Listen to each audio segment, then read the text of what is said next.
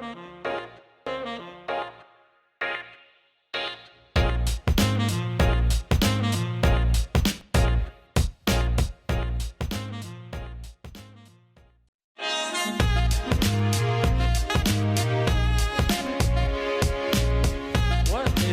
everyone. This is the Common Critic on the Fed by Ravens Media Network.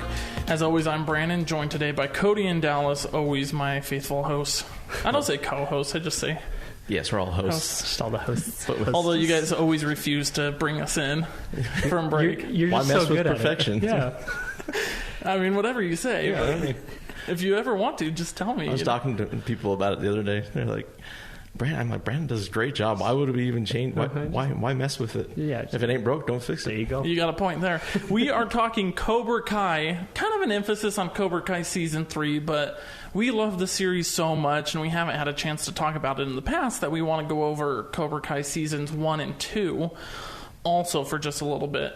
So correct me if I'm wrong. Didn't this start off as a YouTube TV show?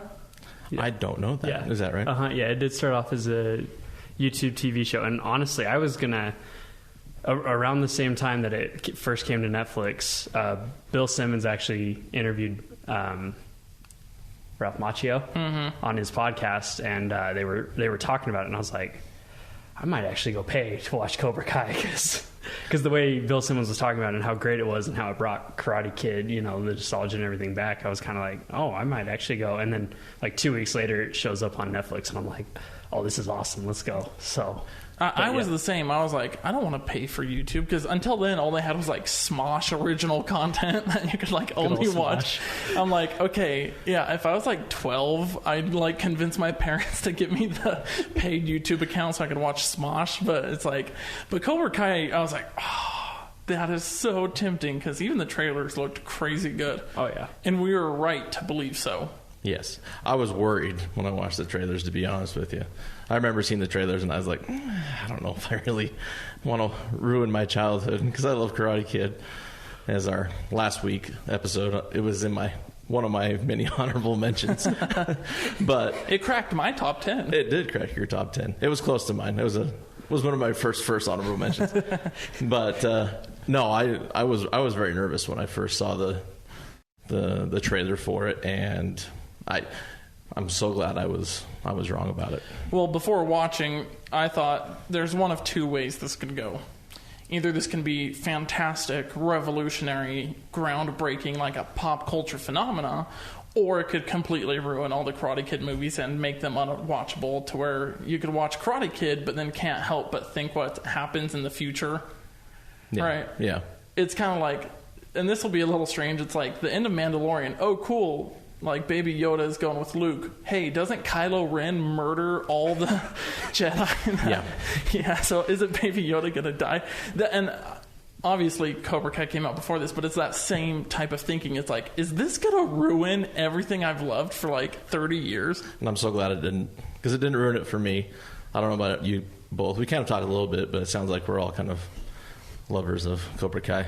This might be the first time we're all in agreement. Well, I think we agreed on Wonder Woman. We all trashed Wonder Woman. Oh, that's true. I forget about that. That's true. We don't mention Wonder Woman anymore. No, we don't talk about that. So I guess it's going to be levels of love for Cobra Kai here. Yeah. It sounds like. Well, especially throughout the seasons. I think these 3 seasons are so different. Like, they really feel different. Like season 1 is pretty much Johnny. Mm-hmm. And my favorite season by far. I agree. Yeah. It almost makes Danny LaRusso look like the bad guy, almost like the bully. Which I think almost, I think he does. Like, I watched it. I think that was the point. Mm-hmm. Kind of just, I mean, the whole, let's just do this whole other side of the story. Yeah. Like, well, we can get into. Let's get into it. You want to get into the spoilers? All right, spoilers. Let's go. Well, because at the end, when Allie comes back, literally, and she's like, okay, there's your side, and then there's the truth. Yeah. And that's ultimately what the end of the 3rd season especially comes down to. Well, there's that way of thinking, but to go along with it, there's also the every villain is the hero of their own story. Yes. And even in season 3, I know we're supposed to be talking season 1 and 2, but like in season 3, they show you the history of John Kreese and what he's gone through and why he is, right? That's crazy. It almost builds sympathy. And here's the thing. In season 3, Kreese is like the perfect bad guy. He's a great villain. Oh, fantastic villain. I want a whole season of Kreese in Vietnam, honestly. I'd take that. I was would take his so own show. intrigued every Kreese, single time. right? Yes. Yeah, that'd be good. For sure. Like, every single time, especially, obviously, the last episode with the snake pit and everything. That was so cool. But that was awesome. That's where he chose, right? That's where he chose to go down the path he went down. Yeah, and like, well, it just ties it in. It's one of those cool like Easter eggs. Oh, a pit full of like snakes and cobras. Cobra Kai. Wow. And where he saves Terry Silver, but we'll get into that. Who Terry Silver is definitely coming back. That's who he called it. We're supposed to be talking. I know. Season 3 was season 1. But Cody, you mentioned season 1 is like the Johnny Lawrence show. Yeah. And the thing is season 1 is like miles ahead of 2 and 3 for me for that reason. And I feel kind of gypped, especially kind of in season 2 and 3 when they're shying away from really Johnny and Miguel's story. It kind of hurt a little because season 1 is like so perfect. I love the relationship he has with like all the kids. Love Miguel. Love Hawk. oh yeah, Hawk's amazing. Hate Robbie. Like if we never talk about Robbie for the rest of the podcast, I'd be totally okay because I just like do not care for his character at all. That's my feelings towards Sam personally. Also, well, I mean, they're together. They're a thing. I don't care for Sam either. I don't really care about any of the high school stuff. I think that's what was so great though about season 1. It basically was just the Johnny and Miguel story the whole way, and then it felt like kind of season 2 they added a bunch of new characters who you were kind of interested in, and they kind of kept building on that, and then by season 3 it kind of felt like, okay, now we have too many like main characters with too many stories that we're trying to tie into everything, which is why I think they kind of just got rid of a couple people. They're just like, we don't want to go down your story. Aisha and Stingray, yep. Yeah, it felt a little convoluted in the last season there. At the start. Yeah, I'm glad they're kind of getting back towards just the Johnny and the Ralph Macchio. Well, obviously, in the middle of season Increase. 3, they figure it out. They say, all right, the one flaw we've had leading up to this is there's too much, right? Mm-hmm. There's the beginning of the one episode where it's Miyagi-Do karate, Cobra Kai, and Eagle Fang, and they're all saying like the same thing, but Hashtag they're all Hash Brown Eagle Fang. Hash Brown Eagle Fang, yeah. Send it to the internet. Send it to the internet. Dude, Johnny's so funny. He is my other half. If you were going to put me into a movie, I'd be Johnny Lawrence, minus the karate, of course, and the good looks. But I love how Cobra Kai is not afraid to go non-PC. That's one of my favorite things about it is they almost make fun of it, and it. Well, my favorite part is when he's on the phone and he's like, "No, it's for boys and girls." It's like, gender what? Yeah. Hey, quit prank calling me or whatever he says. I can't remember, but and he's so inept with the internet, and he's great. He thinks throwing away his phone in the sand gets rid of Facebook. Yeah.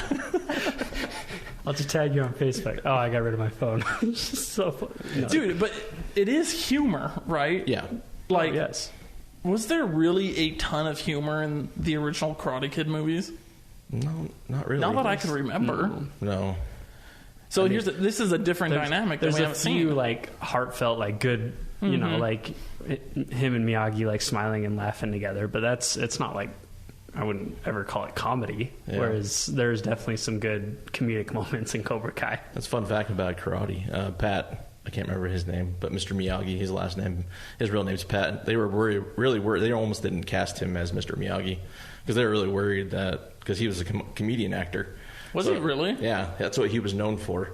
And so they were worried that was going to come crossover and not make the Karate Kid the way it is today. But obviously, history shows that it paid off and it worked very well. Great choice, yeah. I mean, the only funny part I could think of from the movies is when Danny catches the fly with the chopsticks and he's like, beginner's luck. And like, oh, and Karate Kid 2, I guess it's funny when he beats up all three of them, or Karate Kid 3, he goes, whoa. Yeah. Whoa, like that. I mean, he's got some comedy moments in the original Karate Kid 3s, but but Johnny just plays for a much better dynamic. And it's interesting because I noticed this in season 2. It's Cobra Kai starts doing this strange training You guys notice that? Get chased by German Shepherds in the junkyard, have to spin a cement truck and stuff. It sounds like a more intense way of Miyagi doing things. You know, Miyagi was like the whole wax on, wax off, paint the fence, sand the floor, right? Those strange ways of learning karate. But now Cobra Kai takes that principle of like, all right, what's like some crazy scenario that we could use to fit into this, right? So now the roles have kind of been flip-flopped, right? Yeah. Makes for a much better show. Oh yeah, it's a great dynamic that they literally just flipped because, you know, Danny's the rich guy and Johnny's the poor kid. Yeah. You know, so they just completely flip-flopped lives. No, this whole show, like the theme of the show is flip-flop. Oh yeah. Right? And not in like a bad way. It's just like what you said. Now Danny's the rich one and Johnny's the poor guy, right? Mm-hmm. And it's like Danny's kids are now the spoiled brats almost, while Johnny's kids are the one having to fight for themselves and having to, even though I don't like Robbie, at least they're getting that. So this is the Common Critic on the Fed by Ravens Media Network. We're going over Cobra Kai, a little bit of the whole thing. Mostly season 3 we'll get into in the later segments, but yeah, keep listening.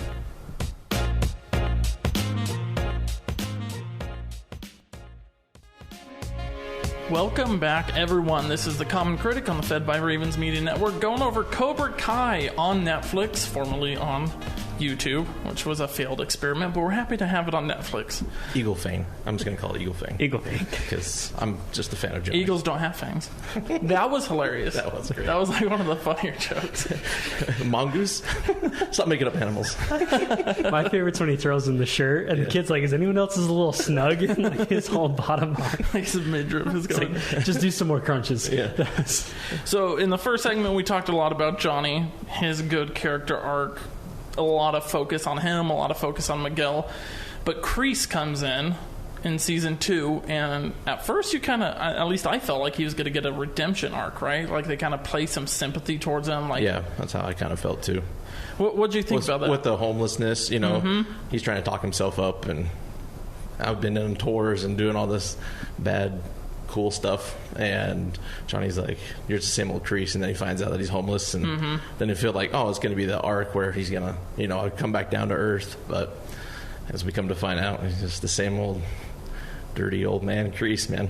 I know. Well, I think they kind of did that in both seasons, because I mean the whole Vietnam thing, you kind of understand where he's coming from a little bit more. So they kind of keep trying to get you to feel a little bit of something for Kreese, and then it just gets, you know, Kreese just shines through that he's just not that great of a guy each time.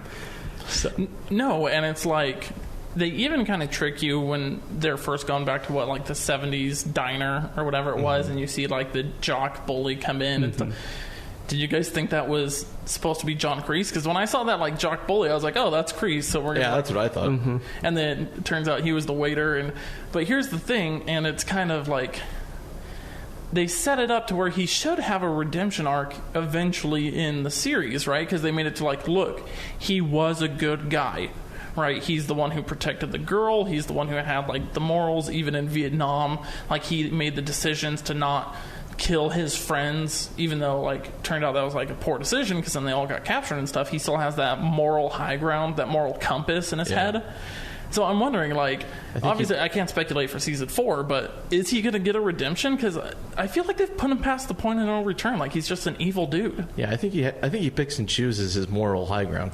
I think he chooses, because even in was it season 3? One of his students, the girl, I can't remember her name right now. Tori. You know, her. She's like, I can't. I have to. You know, I got a job and all this stuff, and he takes care of her. And the superintendent, you know, he's gonna.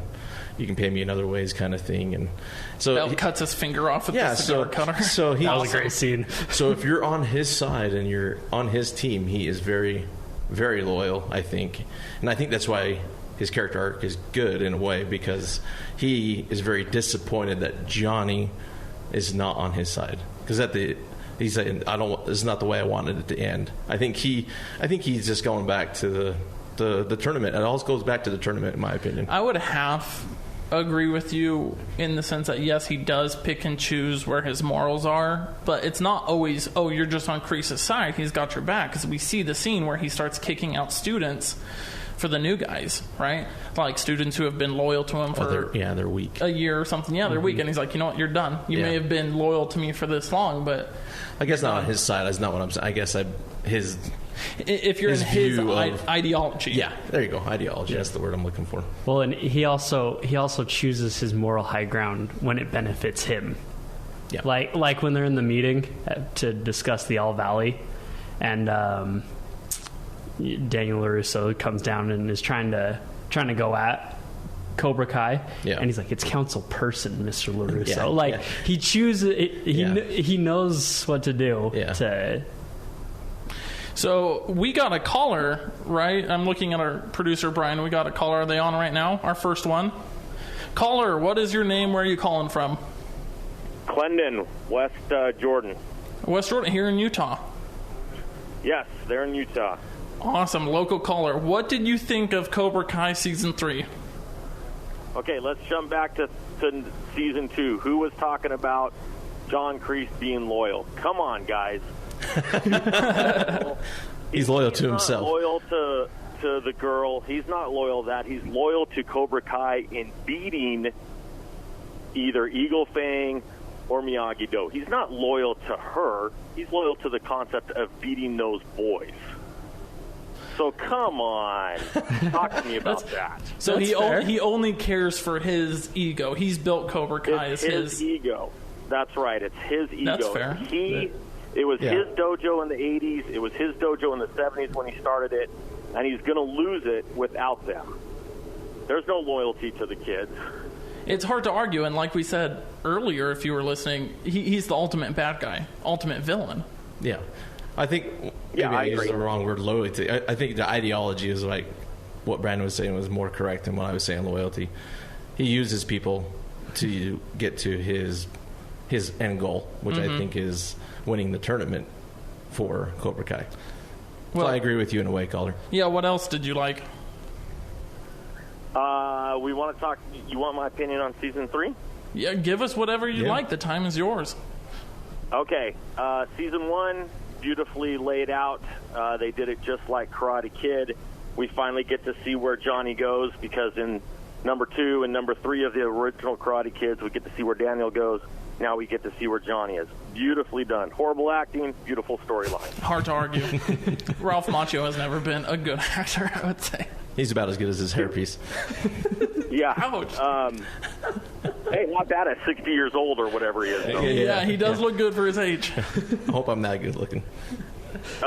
Season 3, I think my highlights is we're bringing the kids that were struggling at the beginning of Season 1, and they found Cobra Kai, and the whole idea was Johnny wanted to help these kids, and then, Kreese steps in. I like in Season 3, I think my main point is it brings those kids back in.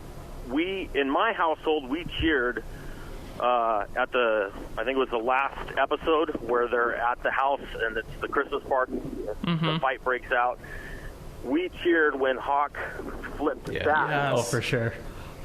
Yeah, so I think that's what our family's enjoying is watching the transition with the kids. And, I think it was Brandon, you don't really like Robbie character, I believe you said? I don't care for him. He's just, okay. And I just think he's annoying. His character, it's fine. I just don't like him. Yeah, I don't disagree. What I do like about his character is he's what most of us were a kid, where you just think I'm bad, so even though I'm going to try to be good, since you think I'm bad, I just might as well be bad. It's easier to do that. And I think a lot of us as we get older can relate to that when we were kids. Yeah, that's hard to argue. He probably is a more relatable character. The thing with Robbie for me, though, is he just doesn't learn from obvious mistakes. Right? He pushed Miguel down the stairs. He screwed over Sam in prison. Never even apologized for that. Yeah, never apologized. And then he gets upset when Miguel and Sam are making out at Miyagi-Do or whatever. Like, that's his fault, man. But Johnny, you can't tell me, except for the very last scene, which was incredible. Whoever thought those two senseis would be together. But Johnny is identical, because look at Johnny. Here he is with Miguel's mom, and things are going well, and he almost blows it without. So no matter what, these guys still keep reverting back. And it's the other Cobra Kai when they were hanging out together on that motorcycle ride that are trying to convince Johnny that he's got to snap out of this. So it's fun to kind of see Robbie as a younger Johnny. Okay, I guess that was set up on purpose, considering he is Johnny's son, right? True. Right. But the thing is Robbie goes back and forth more so than Johnny did, I feel like, what you would consider morally good and morally bad. No. Well, I don't know. It's hard to say, because if you go back to the original Karate Kid, I think when you guys were talking about the beginning, I think you're right, where when you go back to the original Karate Kid from the 80s, it's almost like Daniel was the bad guy. I mean, what did Johnny do except for one fight when Daniel was actually stepping in on, quote-unquote, his girlfriend? So I think there's a lot more good in Johnny. I don't really see at the beginning where the first original Karate Kid where Johnny was flipping back and forth. He only flipped when Daniel instigated something. You're right, and flip back and forth. That's the theme of Karate Kid, like we said, the flip-flopping, the gray area and whatnot. Stay on the line. This is the Common Critic on the Fed by Ravens Media Network. We are going over Cobra Kai, mostly Season 3, but we've been all over the place because this is just a fantastic series. Amazing. If you haven't watched it, go ahead and watch it. Keep listening.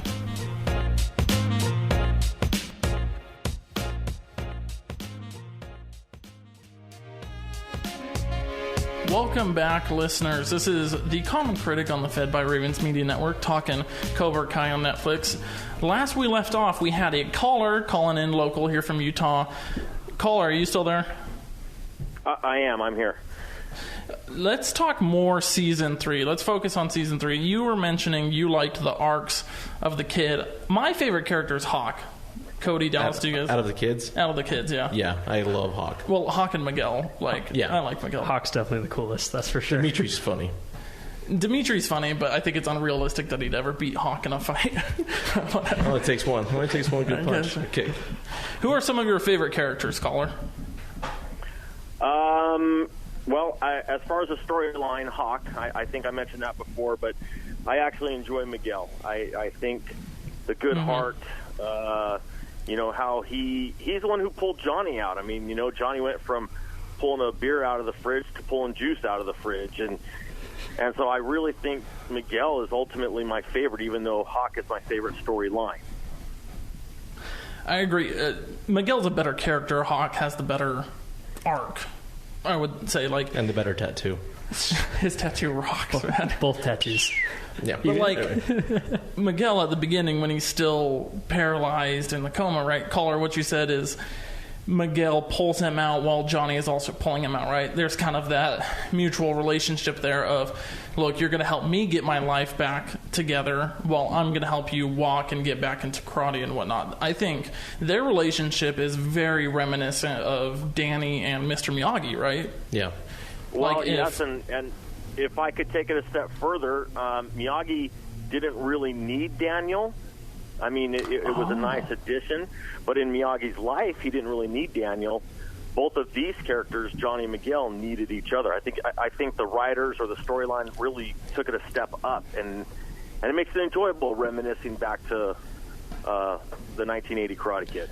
I'm going to disagree with you a little bit on their caller, because when Daniel goes back to Japan and reads that letter, Miyagi basically says that he did need Daniel, and he taught him a lot more than I guess he anticipated. So I think we need each other. I'll give you that one, but that's also not until number 2. We see in number 1 where they both needed each other immediately. That's true. If you're taking it only as, and this is why we've said Cobra Kai enhances the movies. Yeah. Cobra Kai makes the Karate Kid movies better. Yeah. So, caller, thank you for listening. We appreciate what you've said. We appreciate you listening and calling. Yes, thank you. Thank you so much. No problem, guys. You're doing a great job. Keep it up. Okay. And if anyone else would like to call in the future, the number is 801-331-8113. We're taking calls whenever you guys like. Surprise us. But, Cody, you brought up Danny going back to Japan. What, is it Okinawa? Okinawa. Yeah, it is. Awesome callbacks to Karate Kid 2. That was one of my favorite parts of Season 3. When Chosen comes in, I would say that was probably like the highlight of Season 3 for me. Yeah, I did a moment. It was great. And then even when I can't think of names right now. It's terrible. His Kimiko is that the arch rival? Oh no, Chosen's the rival. I'm sorry. I was talking about his love interest. Yeah, Kimiko. Yeah, that's the one I had the moment. Not so much with Chosen. I had more of the moment with Chosen. I did when he's about to kill him, but that was pretty funny that he did the little honk. So, he did the little Miyagi honk. Well, he fits in with the whole, bad guy redeemed to be a good guy, and you learn from your enemies is what that lesson is teaching, right? Yes, it seems like a common occurrence, a common theme in this. Imagine now these writers know what they're doing. Super fan writers. They do a lot of fan service, it seems like, for the whole karate. You know, they bring almost everything back. They just keep... But they did it right, I think, instead of just, hey, remember this character? You know, I think they did it in the right way. So... Well, you know what's great about Cobra Kai is even if you've never seen the Karate Kid movies, they help you out, right? And it's easy because all they got to do is take the old footage and put it in, but that helps set it up. It's not like... I'm not going to spoil WandaVision, but there's characters in WandaVision that Marvel expects you to know who they are and how they fit in, right? They just expect you. They say, if you're watching this, you should know what we're talking about. That's not always the case. Sometimes you need to be reminded, right? Like, especially in this Chosen scenario... Chosen. I don't want to mix it up yet. I wouldn't have really grasped it if they didn't have that throwback, right? Yeah. And it brings intensity because Chosen wanted to kill everyone, right? It's keeping them hostage, and I was kind of. Am I the only one who thinks Karate Kid 2 and Karate Kid 3 should be switched? Why have I not thought of that? What did you just unlock in my brain? That's blowing my mind. Because Karate Kid 1 was about the tournament. Mm-hmm. Karate Kid 2 was life or death situations, complete, we're gonna die if we don't, you know what I mean? And then Karate Kid 3 is let's go back to the tournament. Let's go back to the tournament. I feel like it's a little bit out of order. You know what's always been crazy, and it's been confirmed now with Cobra Kai, is tournament fighting is way better than just random brawls. Do you guys agree? Because the end of the tournament in season 1, I thought the fighting was actually cooler than the mall fight or that school fight, man, or the school fight, or that was 20 minutes of awesomeness in my opinion. I do love it because it was amazing, but it was just a little bit too much. And the whole Dimitri knocking out Hawk, I was just that kind of took me out of it. I'm you seen Dimitri, man? Give this kid a cup of milk. What does he have on? It's not like Hawk's ripped. Hawk's just Hawk probably outweighs him by 5 pounds. You gotta remember, he just has tattoos. Hawk just has the personality now. He doesn't care and doesn't. He's going to kick. I know. I'm just names saying. And take what. But. I'm just saying, it's not like him and Dimitri are that different in their size. So Hawk takes off his shirt to go beat up the huge kid, and it's you would think that'd be a little more impressive. That's why I got the tattoo. Yeah, because he's really not that much. So, but to answer your question, Brandon, I think for me, the stakes are higher. I understand what you're saying. I think it's more organized than for the tournament and stuff. I hopefully in season 4 we get that, because that's what it's all leading up to, right? Is the All Valley. It's the... I've been to the San Fernando Valley. It's not that great. Why are they fighting over, I want to rule karate in San Fernando? Who cares about, if we have listeners in San Fernando, I guarantee you they're agreeing with me. They're who cares about San Fernando Valley? Anyways, keep going. It's the All Valley. Anyway. No, I think the stakes are higher when, obviously, he gets kicked off the railing and breaks his back. So, I don't know. I feel like the stakes are higher in those situations. Destroying a house at end of season 3, which is kind of funny because Machio's doesn't call the cops or anything. That would be my first move. Yeah. He goes the crease and is what are you doing, man? Call the cops. Again, comedy when they just throw this kid through the window and he's you don't have a cat. And I don't know. It was just random. It felt like they were trying to at least match the intensity of the school fight at the end of season 2. Whether or not because I don't think the fight, I didn't care for it in the sense of season 2 because it was mostly just a character point for the turning point for some of the characters who wanted to get away from the evil Cobra Kai. Yeah. Right, where they finally found themselves, right? They've gone on this long journey, and now they're coming back, and I think that's the only purpose that end fight proved. And it brings together our 2 essentially main characters, and I love it when Danny and Johnny are together. Yes. Like throughout the whole series when they're together, it's like my favorite parts. And now we finally get to see them like truly work together and team up. Mm-hmm. Yeah. I'm going to disagree a little. Disagree with me. I kind of don't love when they're on the same team, just because I do love the bickering and stuff. But I don't think the bickering's going to stop. Well, no, I know that. Continue. But what I'm saying, personally, I hated the looking for Robbie car chase scenes together. I kind of dug it. I don't know. I don't know. I honestly, I would have liked it a lot more. Also, it's probably just because I don't like Robbie, so I'm like, I don't care. He can go sit in Juvie. I wish they kind of would have just started the season with him in Juvie. There wasn't much of Robbie in season 2. I know, which was great. Yeah. But I didn't need, I don't know, personally, I didn't need those two just in a car together the whole time. I don't know. That fight scene with them working together was kind of cool. Again, that part was cool. That warehouse fight scene. For me, it was a little. I don't know. the episode before, we see Johnny get beat up by just two random dudes in the street, and then the very next episode, he's kicking these dudes. I don't know. Wasn't he like crazy drunk or something? I don't know. Yeah, maybe but it's not like they were sober either. They were all in a bar. I don't know. For as much fights as he gets in, it seems like he'd be okay. Yeah. And then gets his butt kicked, and then literally the next episode, he's kicking 6 guys' butts with, Ralph Macchio. I don't know who were bigger and I don't know. That's Daniel. It's LaRusso. It's simply just because of LaRusso. He's the best around. Ain't nothing ever gonna keep him down. Why'd you have to go there? That's amazing. Just so everybody knows. So I do love the music. It's great music, dude. It's had great music. The end of season 2. Oh, I just had it in my head, but great way of ending it with the music and the throwbacks and all that.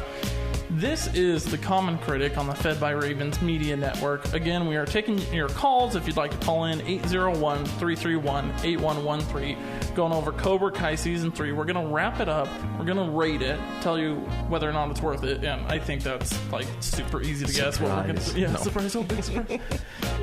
Keep listening. This is Common Critic on the Fed by Ravens Media Network.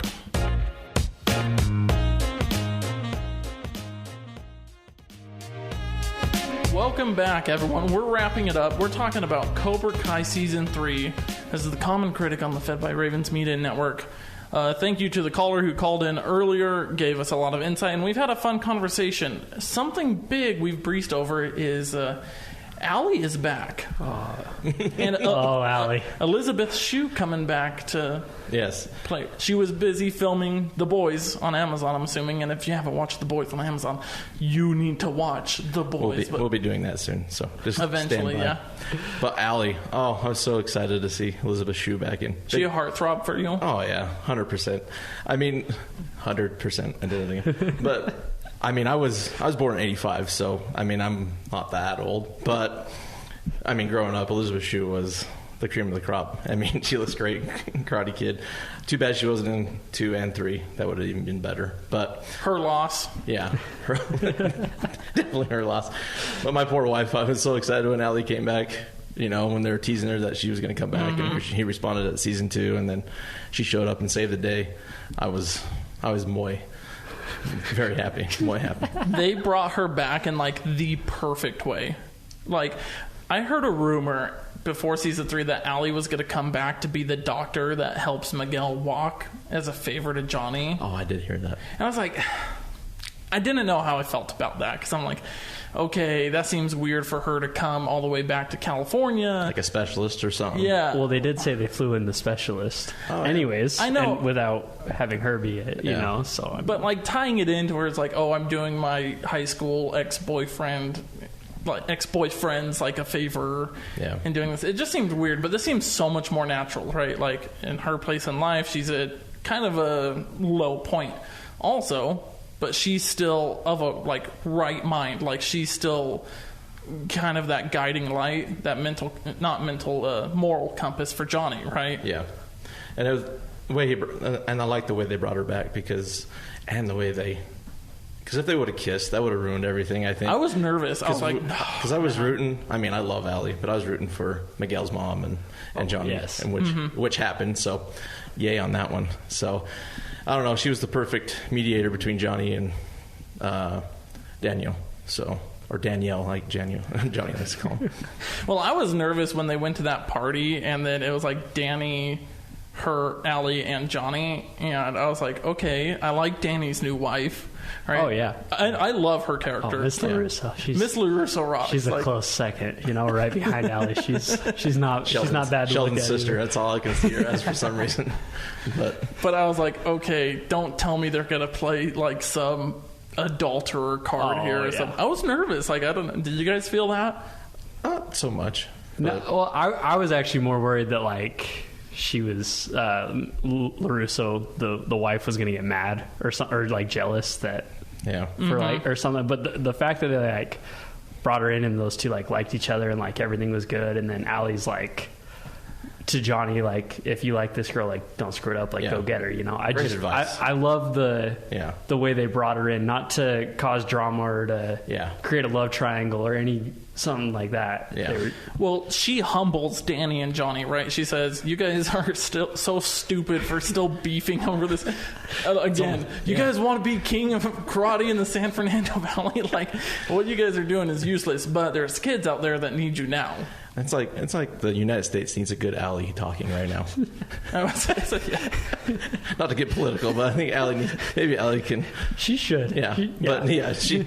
She was the answer for everybody, and she fixed everything so far. I think for them to team up and it's just one. It was one episode, right? Yeah, perfect amount of time. Yeah, critical episode. Because look, you don't want to have her take up like an entire season with this complex love rectangle or love octagon or whatever, because you got Miguel's mom and Johnny. I'm sure Danny still probably has, I don't know, right? Feelings. Well, of course you always have feelings for Elizabeth. First love. So, but she makes it focus on what we're talking about, right? The tournament, right? It's all, I think, in my opinion, it all comes back to the tournament, and that's why Kreese is so mad, is because he's lost it twice now, because he lost it with Terry Silver and was it Mike? What was his name? The bad boy, the bad kid from. I know who you're talking to. I can't. Mike Barr or something like that. And I hope he comes back. By the way, that'd be fun. But Terry Silver's definitely coming back. But so I mean, I think that hurt his ego. I hurt Kreese's ego, and he's lost twice now, and he wants to win that tournament. He knew he was getting his butt kicked at the end of the season 3 by both of them. He was gonna lose, and so what does he say? Let's do it the old-fashioned way. Let's meet at the tournament. Let's. Finally, we're getting back to the tournament, man. Yeah. So is season 4 going to be the last season? Because it's like, where do you go after that? I don't know. I'm hoping they don't. I'm hoping they at least like pull like a Breaking Bad and like end it when you need to end it. You know what I mean? Yeah. Perfect timing. I have the fear that they're gonna. All of a sudden, we're going to be 7, 8, 9 seasons. You know what I mean? If it's great, like it's been, I don't know. I hope it's not that long. I don't want it to feel like, and apologies for the big Stranger Things fans out there, but Stranger Things has been going downhill, right? But they have contracts for a lot more seasons, and it's just like, what do you guys do now? Yeah. Like, are you guys going to keep dragging this on, right? And Dallas, to your point, that's a huge fear. Do they go to the Breaking Bad point and say, end it here, perfect, or do they keep milking it? Because Cobra Kai is on like a high right now. Like when season 3 first came out, it was a huge pop culture thing, right? And I'm sure season 4 is probably going to be their most successful season. So do they end it on a high note, or do they still milk it? I don't know what they're going to do. As a common critic, I would say end it on a high note.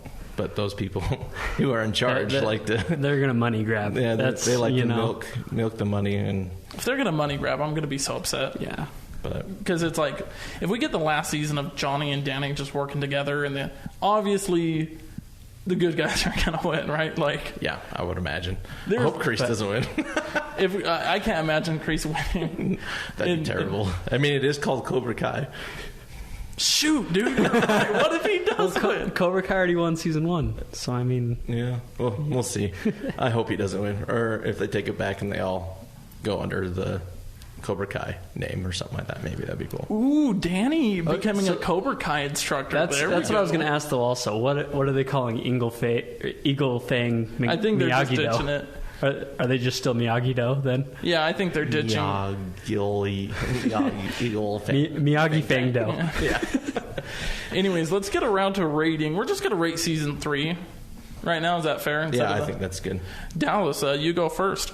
I'm going to be honest. This is probably my lowest rated season out of all the three.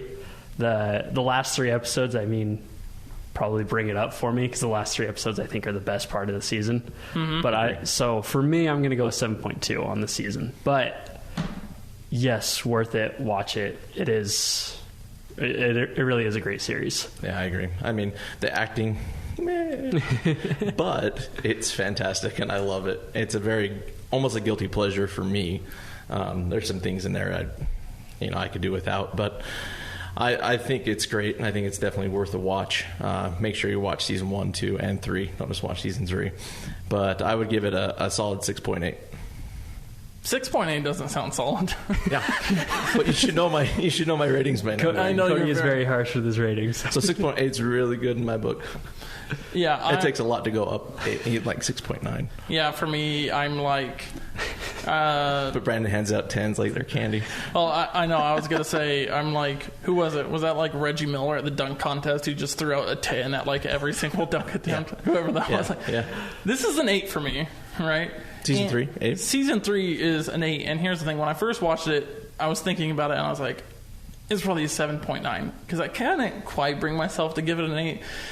But sitting here discussing, and at the start of this podcast, it was a 7.9. But at the end of this, just talking about how well things are done, and I think in a series like Cobra Kai, characters are most important, and I think it is deserving of that 8 because I think that's a big deal for me, right? Yeah. Is things are well written. As bad as the acting is, as cheesy as... so cheesy, but I love it. As cheesy as the dialogue is, right? And how annoying some of the characters are, like...